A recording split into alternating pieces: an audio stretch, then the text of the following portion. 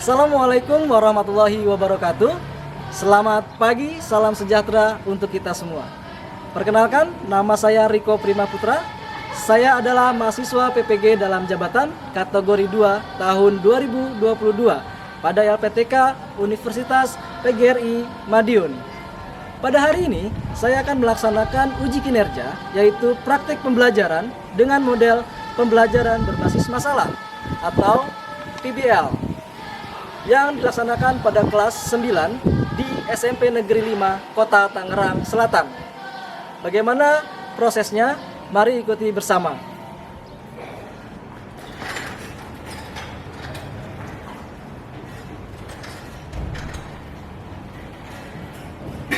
Assalamualaikum. Assalamualaikum warahmatullahi wabarakatuh. Waalaikumsalam warahmatullahi wabarakatuh. Selamat pagi. Pagi. Selamat pagi. Pagi. Selamat pagi. Pagi. Apa kabar semuanya? Alhamdulillah. Baik, hari ini ketemu lagi dengan saya pada mata pelajaran PPKN. Sudah siap semua? Baik, kalau begitu sebelum kita mulai, mari kita berdoa bersama-sama agar apa yang kita pelajari hari ini dapat bermanfaat untuk kita semua.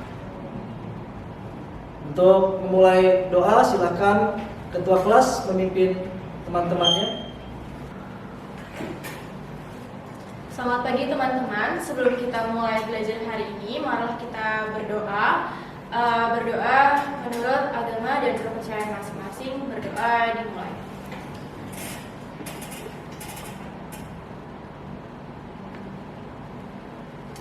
Berdoa selesai. Terima kasih. Baik, terima kasih ketua kelas sudah memimpin teman-temannya untuk berdoa. Selanjutnya saya akan periksa kehadiran kelas ini terlebih dahulu.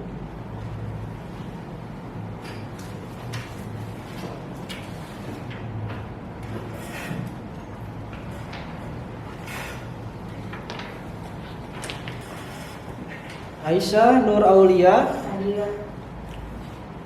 Ananda Khalifah, Hadir. Akilah Cynthia Abdulisa, Hadir. Afisa Ramadhani, Bagas Pati, Fahri Ahmad, Fauzan Andara Putra,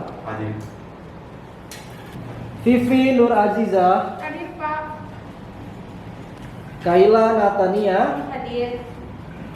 Kaila Raisa Zafira, Hadir. Salomita Octavia, Hadir. Tariza Radatul Aisy. Hadir. Alhamdulillah hadir semua ya hari ini ya. Baiklah, mari kita mulai pembelajaran hari ini, yaitu tentang Kedaulatan Negara Kesatuan Republik Indonesia. Silakan kalian buka buku paketnya di bab 3 tentang Kedaulatan Negara Kesatuan Republik Indonesia, halaman 53.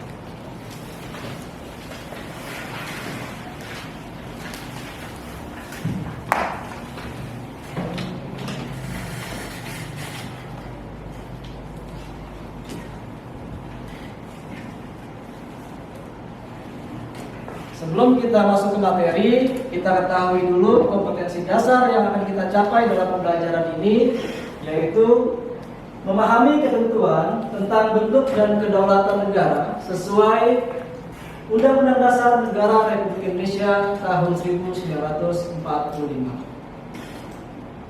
Kemudian kita akan belajar berkelompok juga nanti. Kita akan buat kelompok supaya pembelajaran hari ini lebih menyenangkan, lebih seru, dan lebih bermakna.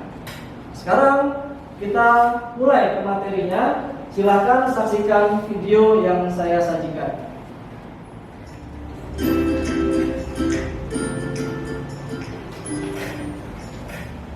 Lanjut ke tujuan pembelajaran hari ini, yaitu yang pertama kita akan mengenal serta memahami ketentuan tentang bentuk dan kedaulatan negara sesuai dengan Undang-Undang Dasar Negara Kesatuan Republik Indonesia tahun 1945. Kemudian yang kedua, menumbuhkan rasa ingin tahu terhadap ketentuan perihal bentuk dan kedaulatan negara sesuai dengan Undang-Undang Dasar Negara Kesatuan Republik Indonesia. Yang ketiga, memahami berbagai prinsip kedaulatan sesuai Undang-Undang Dasar Negara Republik Indonesia tahun 1945. Dan yang terakhir, yaitu memahami dinamika perwujudan kedaulatan negara Kesatuan Republik Indonesia. Setelah itu, Ibu akan mencoba menyampaikan pembahasan tentang kedaulatan dan lembaga-lembaga negara menurut Undang-Undang Negara Republik Indonesia tahun 1945. Menurut pendapat Jean Bodin, seorang ahli tata negara dari Perancis yang hidup di tahun 1500-an, kedaulatan adalah kekuasaan tertinggi untuk menentukan hukum dalam suatu negara. Kedaulatan memiliki 4 sifat, yaitu yang pertama, asli, permanen, tunggal, dan tidak terbatas. Negara yang berdaulat adalah negara yang mempunyai kekuasaan tertinggi atas suatu pemerintahan negara. Perjuangan bangsa Indonesia untuk memperoleh suatu kedaulatan berhasil meraih titik puncaknya, yaitu pada proklamasi kemerdekaan pada tanggal 17 Agustus tahun 1945. Yaitu yang pertama, melindungi segenap bangsa Indonesia dan seluruh tumpah darah Indonesia. Kedua, memajukan kesejahteraan umum, dan yang ketiga, mencerdaskan kehidupan bangsa. Di sini terdapat beberapa teori kedaulatan, diantaranya yang pertama, teori kedaulatan Tuhan. Teori kedaulatan Tuhan merupakan teori kedaulatan yang pertama dalam sejarah. Teori ini mengajarkan bahwa negara dan pemerintah mendapat kekuasaan tertinggi dari Tuhan sebagai asal segala sesuatu. Baik, setelah kita saksikan bersama video materi tentang kedaulatan, apa yang kalian temukan dalam video tersebut? Ada yang ingin menyampaikan? Ya, silakan, Pak Uzan. Di video tersebut tadi saya menemukan 4 sifat pokok dalam kedaulatan. Yang pertama ada asli, artinya kekuasaan itu tidak berasal dari kekuasaan yang lain yang lebih tinggi. Permanen, artinya kekuasaan itu tetap ada sepanjang negara tetap berdiri walaupun pemerintah sudah berganti. Tunggal, artinya kekuasaan itu merupakan satu-satunya dalam negara dan tidak dibagikan pada badan-badan lain, serta tidak terbatas. Artinya kekuasaan itu tidak dibatasi oleh kekuasaan lain. Baik. Terima kasih Pak Uzan. Tepuk tangan dong untuk Pak Uzan. Baik, terima kasih Pak Uzan. Betul apa yang dikatakan Pak Uzan, bahwa sifat-sifat kedaulatan tersebut ada yang bersifat tunggal, permanen, tidak terbatas, dan asli. Ya. Baik, saya akan jelaskan kembali apa yang ada di dalam video tersebut yang sesuai dengan di buku kalian. Silakan sambil dibaca bukunya. Yang pertama, tentang pengertian kedaulatan. Apa itu kedaulatan? Ya, kedaulatan diambil dari bahasa Arab. Ya, asal katanya yaitu daulah. Betul sekali. Yang artinya kekuasaan tertinggi. Kekuasaan tertinggi. Arti kata daulah. Nah, kemudian dalam konteks kenegaraan digunakanlah kata kedaulatan yang artinya kekuasaan tertinggi untuk mengatur atau mengelola negara. Selanjutnya saya akan bagikan lembar kerja untuk kalian. Sebelumnya saya akan buat kelompok terlebih dahulu. Silahkan untuk membentuk kelompok masing-masing. Satu kelompok beranggotakan 5 orang. Bisa dipahami? Bisa. Baik, silakan untuk membentuk kelompoknya masing-masing.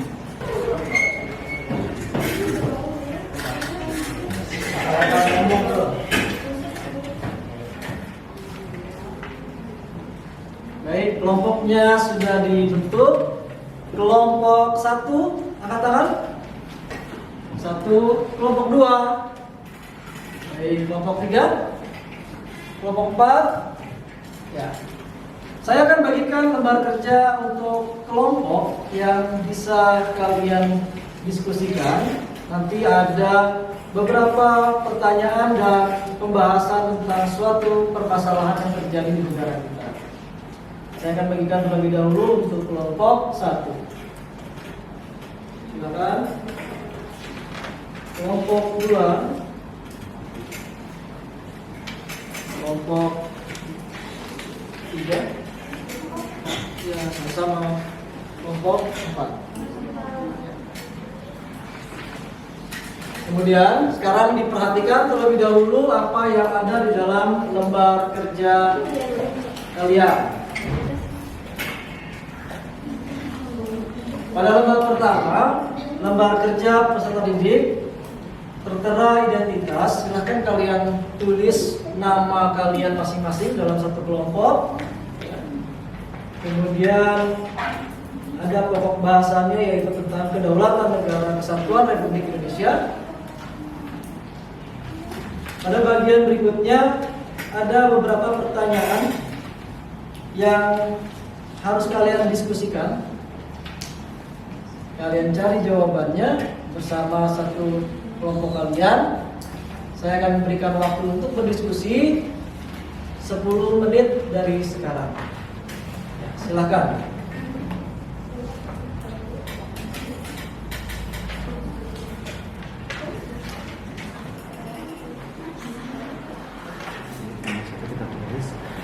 Jumlah maka di ini enggak gimana? Yang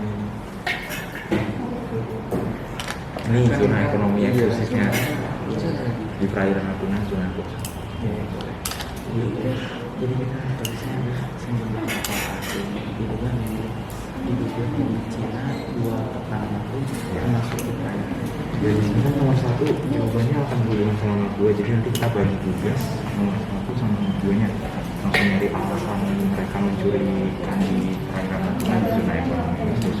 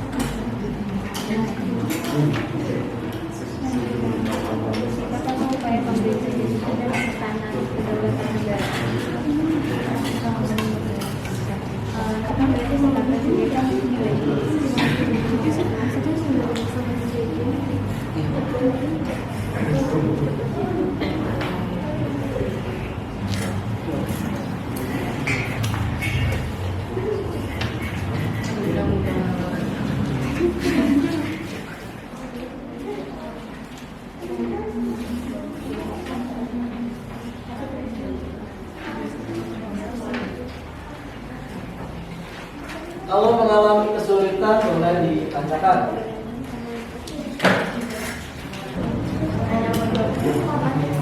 tadi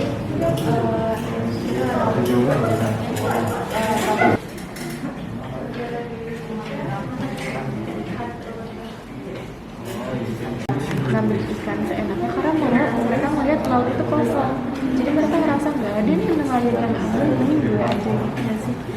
Iya kan mengalirnya kan kapalnya kan belum memadai ya, makanya para nelayan juga takut untuk berlayar karena di pelayaran sebesar itu mereka merasa nggak aman melakukan melaut dengan kapal kecil yang sebenarnya sangat beresiko kayak gitu. Bagaimana kelompok 1 ada kesulitan? Saya mau bertanya tentang kedaulatan Tuhan. Ya. Kalau kedaulatan teori kedaulatan Tuhan itu di sini kan pengertiannya pemerintah mendapat kekuasaan yang tertinggi dari Tuhan. Nah, kalau misalnya suatu negara mengikuti teori kedaulatan Tuhan, di situ ada kepala negara. Baik. Untuk teori kedaulatan Tuhan teori ini kan berkembang awalnya jauh di zaman peradabannya sebelum saat ini. Ketika peradaban manusia itu belum sebaik sekarang, dan mereka menganggap pada saat itu bahwa orang yang menjadi pemimpin di suatu wilayah tersebut adalah utusan dari Tuhan. Nah, apakah teori itu masih relevan dengan keadaan sekarang? Tidak, pastinya ya. Jadi memang teori ini dipakai pada saat peradaban manusia itu jauh sebelum saat ini. Baik, bagaimana pekerjaannya? Sudah selesai? Sudah? Baik, kita bahas satu persatu ya. Dimana pada bagian pertama ada pertanyaan yang harus dilengkapi jawabannya. Kita mulai dari nomor 1. Selain menganut teori kedaulatan rakyat, negara Republik Indonesia juga dipertegas dengan kedaulatan. Kira-kira apa jawabannya? Kelompok 1 dulu deh. Dipertegas dengan kedaulatan hukum. Kedaulatan hukum. Ya, selain menganut teori kedaulatan rakyat, negara Indonesia juga dipertegas dengan kedaulatan hukum. Betul sekali. Karena di dalam Undang-Undang Dasar Negara Republik Indonesia tahun 1945 juga jelas tertera pada pasal 1 ayat 2, negara Indonesia berkedaulatan rakyat. Ya. Kemudian pasal 1 ayat 3 baru mengatakan negara Indonesia ialah negara hukum. Selanjutnya nomor 2. Demokrasi berasal dari kata demos dan krete. Demos berarti kelompok 2. Demos artinya rakyat. Demos artinya rakyat. Kemudian kratein adalah Rakyat berarti pemerintahan. pemerintahan. Kelompok 3. Sama atau tidak jawabannya? Sama. Bisa disimpulkan dari dua kata tersebut, demos dan kratein. Ya, silakan. Anda? Dan rakyat satu pemerintahan. Secara harfiah, demokrasi memiliki pengertian pemerintah rakyat. Abraham Lincoln mengartikan demokrasi sebagai pemerintah dari rakyat, oleh rakyat, dan untuk rakyat. Jadi, dalam negara demokrasi, rakyat yang memiliki kekuasaan untuk mengatur pemerintahan atau kekuasaan ada di tangan rakyat. Hal ini sejalan dengan makna kedaulatan rakyat. Betul, baik sekali. Tepuk tangan untuk Anda. Betul sekali ya. Demos dan kratein itu berasal dari bahasa Yunani. Demos berarti rakyat dan kratein berarti pemerintahan. Maka kalau disimpulkan, pemerintahan yang berasal dari rakyat, oleh rakyat, dan untuk rakyat.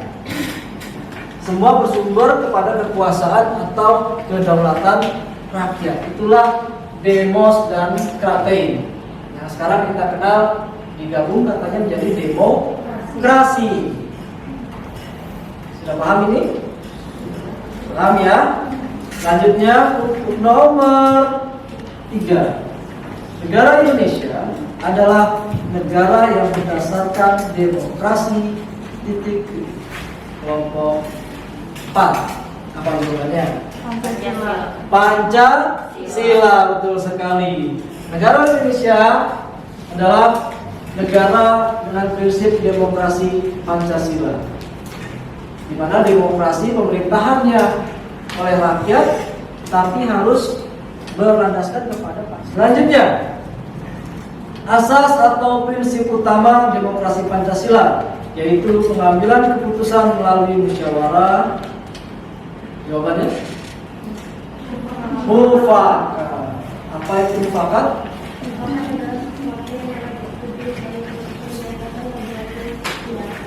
Sesuatu yang disetujui, disepakati, ya.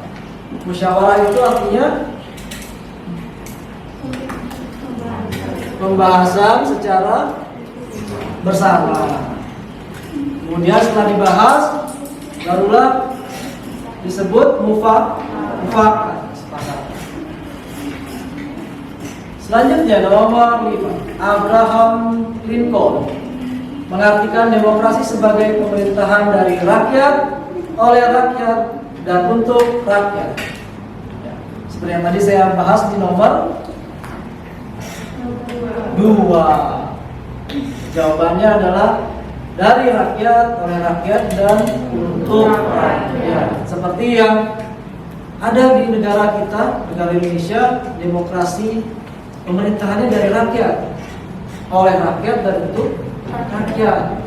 Contohnya, seorang presiden pemimpin negara kita yang dipilih oleh rakyat. Presidennya siapa? Pak Jokowi itu siapa? Presiden sebelum jadi presiden dia apa? Rakyat, ya. Dia berangkat dari rakyat, sebelum jadi presiden dia rakyat. Itu disebut pemerintahan dari rakyat. Dipilihnya oleh rakyat. Kemudian setelah jadi presiden, dia bekerja untuk rakyat. Itulah demokrasi. Bisa dipahami? Saya. Selanjutnya, pada bagian kedua, di sini ada suatu permasalahan yang dikutip dari sumber liputan6.com tentang kedaulatan laut pemerintah. Permasalahan ini muncul ketika ada pihak asing yang masuk ke area wilayah Negara Kesatuan Republik Indonesia. Mari kita perhatikan bersama-sama permasalahan yang ada dalam lembar kerja kalian. Kita baca bersama-sama. Di sini tentang Panglima TNI dan Menhan bahas kapal Cina masuk Natuna di Kemenko Polhukam. Perlu diketahui, sejumlah kapal asing diduga milik Cina 2 pekan lalu memasuki perairan ZEE, yaitu zona ekonomi eksklusif Indonesia, di perairan Natuna untuk mencuri ikan.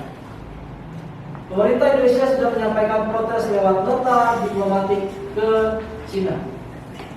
Kemudian pemerintah Republik Indonesia melalui pernyataan Kementerian Luar Negeri kemarin kembali menegaskan Indonesia dengan tegas menolak klaim historis Cina atas zona ekonomi eksklusif. Kita akan lihat jawabannya dari masing-masing kelompok. Silahkan boleh saling menanggapi atau memberikan pertanyaan. Kita mulai dari kelompok 1 untuk memaparkan hasil pekerjaannya. Selamat pagi teman-teman, selamat pagi Kak Riko. Saya perwakilan dari kelompok 1 akan memaparkan hasil diskusi kami. Dimulai dari pertanyaan pertama, kami menyimpulkan bahwa permasalahan dari artikel tersebut adalah kapal-kapal Cina yang memasuki wilayah perairan zona ekonomi eksklusif Indonesia, yaitu di perbatasan Natuna secara ilegal. Kapal-kapal Cina tersebut memasuki wilayah perairan Indonesia karena dengan tujuan untuk mencuri ikan. Nah, penyebabnya kenapa kapal-kapal Cina tersebut sampai mencuri atau mencari ikan-ikan ke wilayah Indonesia, ada beberapa alasan. Yang pertama adalah karena potensi ikan Indonesia itu bernilai ekonomi sangat tinggi. Lalu faktor lainnya karena rendahnya pengawasan atau patroli kawasan laut Indonesia yang disebabkan kondisi geografis Natuna yang sangat jauh sehingga pengawasan laut tidak berjalan optimal. Sekian dari kelompok 1. Ada yang ingin menyampaikan pendapatnya terkait hasil diskusi kami? Baik, terima kasih kelompok 1 atas pemaparannya. Beri tepuk tangan dulu dong untuk kelompok 1. Silakan jika ada tanggapan atau pertanyaan dari kelompok lain. Ya, silakan. Izin bertanya untuk kelompok 1. Saya Vina Reza. Pertanyaan saya adalah apa bentuk aksi nyata dari pernyataan tersebut bahwa rakyat harus membantu pemerintah? Terima kasih. Nah, pertanyaan yang bagus sekali dari Vivi.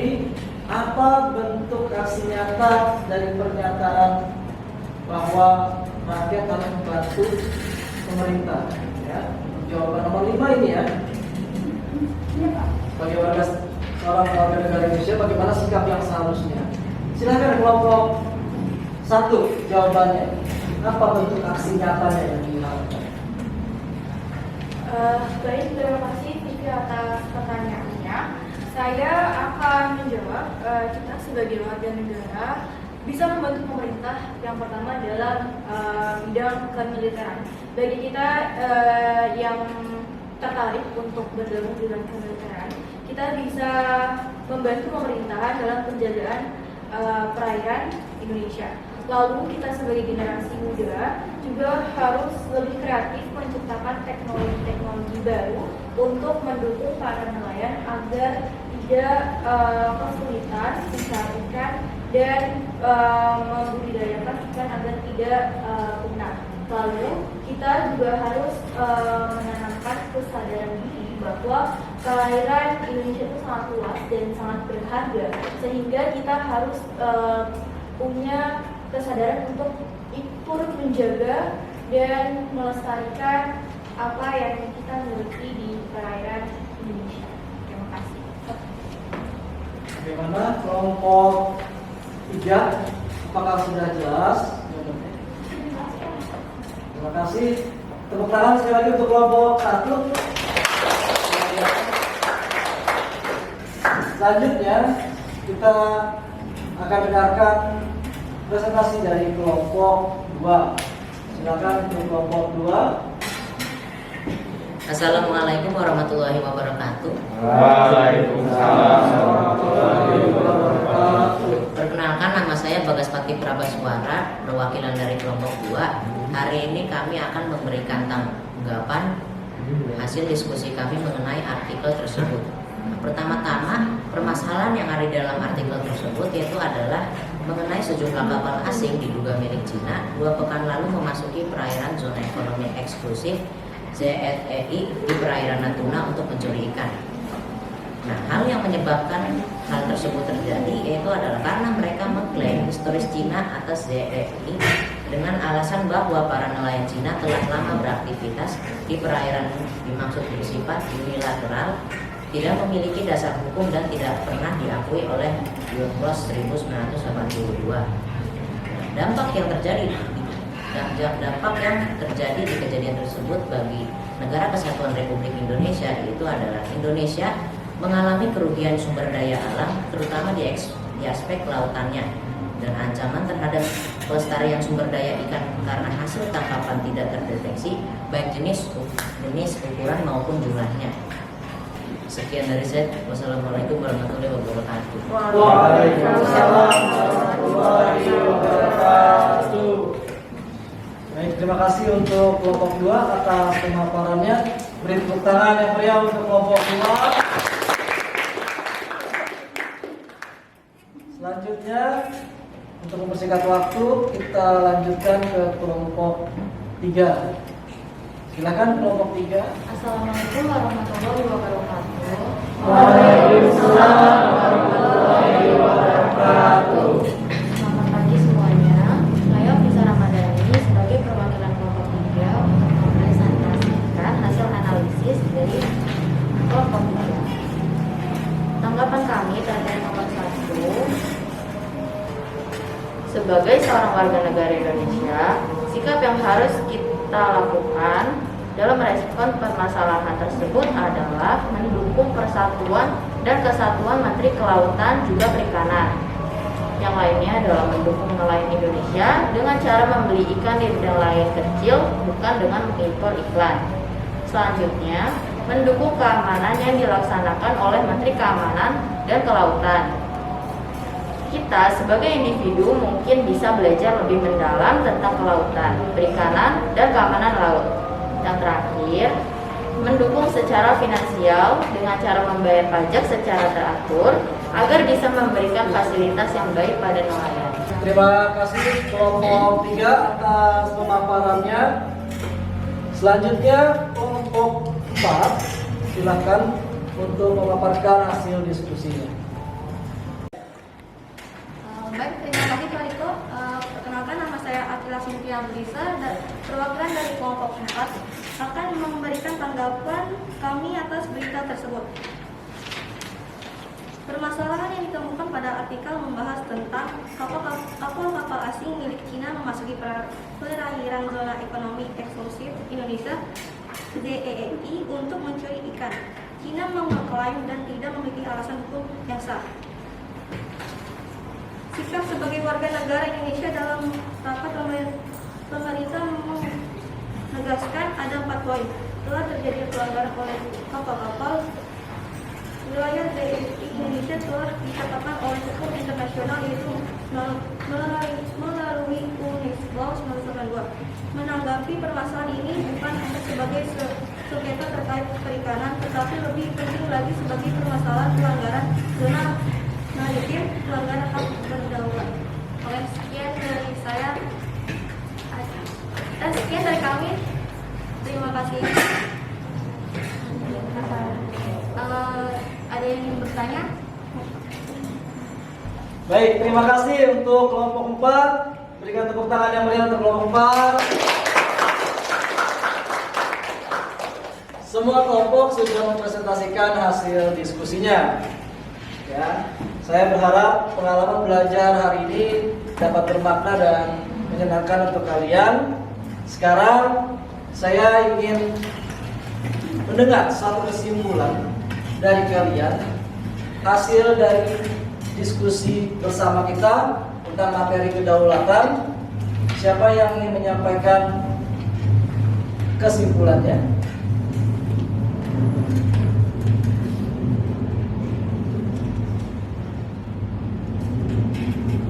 Ya, silakan Rifki. Perkenalkan, nama saya Muhammad Rifki Adiaksa. Saya akan menyampaikan kesimpulan-kesimpulan yang dibahas hari ini. Pertama, itu pengertian kedaulatan. Kedaulatan adalah kekuasaan tertinggi negara Republik Indonesia menganut kedaulatan rakyat dan kedaulatan hukum, seperti yang disebutkan pada pasal 1 ayat 2 dan 3. Kedaulatan memiliki 4 sifat pokok, yaitu asli, permanen, tunggal, dan tidak terbatas. Kedaulatan suatu negara terdiri atas 2 bentuk, yaitu kedaulatan ke dalam dan kedaulatan keluar. Kedaulatan ke dalam adalah kekuasaan untuk mengatur organisasi pemerintahan. Kedaulatan keluar adalah kekuasaan untuk berhubungan dengan bangsa lain. Kedaulatan ada 5, yaitu kedaulatan Tuhan, kedaulatan raja, kedaulatan negara, kedaulatan hukum, dan kedaulatan rakyat. Sekian dari saya. Terima kasih telah menjalankan. Terima kasih Rifki, tepuk tangan untuk Rifki. Sudah memberikan kesimpulan dari hasil pembelajaran kita hari ini tentang materi kedaulatan negara kesatuan Republik Indonesia. Baik, sebelum kita akhiri pembelajaran hari ini, saya ingin mendengar refleksi dari kalian, pendapat dari kalian, hasil yang kalian dapat setelah melakukan pembelajaran hari ini. Ada yang ingin menyampaikan? Ayo, silakan. Saya Nadia Sari Tohayu akan memberikan pendapat mengenai pembelajaran hari ini. Pembelajaran hari ini terasa menyenangkan karena kita dapat berdiskusi dan memberikan pendapat mengenai materi kedaulatan ini dan juga memberikan wawasan yang lebih yang luas kepada kita semua. Baik, terima kasih Nadia. Semuanya, terima kasih atas kerjasama dan partisipasinya dalam pembelajaran hari ini. Semuanya dapat berkolaborasi, semuanya dapat bekerja sama dengan baik ya mempelajari materi hari ini. Tepuk tangan sekali lagi untuk kita semua.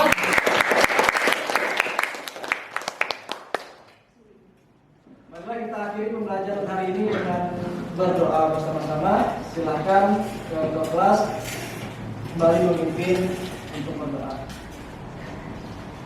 Sebelum kita mengakhiri pembelajaran pada hari ini, malah kita berdoa menurut agama dan kepercayaan masing-masing. Berdoa selesai. Terima kasih. Baiklah, semuanya saya ucapkan sekali lagi terima kasih. Tetap semangat untuk pertemuan selanjutnya. Pembelajaran hari ini saya tutup. Wassalamualaikum warahmatullahi wabarakatuh. Waalaikumsalam.